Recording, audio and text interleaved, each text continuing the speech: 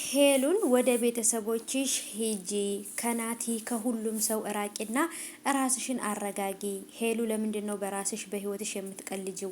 እስከ መቼ ነው ሰው እየመጣ ወንዶች እየመጡ ልብሽን የሚሰብሩት? በጣም የተለያየ ኮሜንቶች እየጻፋችሁላ ጥያቄ ጠየቃችኋትና ምክርም እየመከራችኋት ነው። እሷ ግን በጭራሽ በቃ ንጹህ ልብ ያለው ሰው ሰውን ከማመን ወደ ኋላ አይልም ማለት ነው። በተደጋጋሚ ናቲ የመጀመሪያ ልቧን ሰብሮት ሄደ።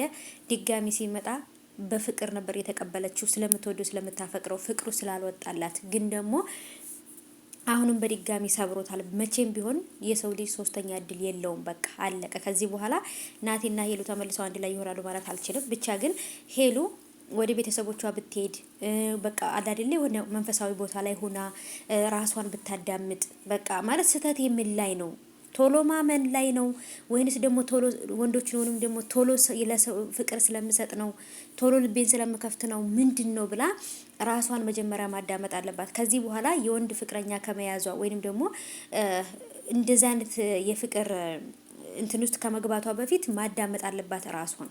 በቃ ከዚህ በኋላ እንደዚህ 2 ጊዜ 3 ጊዜ ተሰብሬ ያለው ድጋሚ እንደዚህ መሆን የለበትም ብላ አስባበት ወስና ለትዳር ይሆነኛል ብላ የምታስበው ሰው ላይ ነው መሆን ያለባት። ናቲ በጣም ለሷ የሚያስብላት ሰው ነው ብዬ አስብ ነበረ። ግን እንደምታዩት ደግሞ ውሸት፣ በነገራችን ላይ በፍቅረኛሞች የሚሆን በትዳር ውስጥ ውሸት በጣም ከባድ ነው። አንድ ሰው ከዋሸ በጣም ይከብዳል።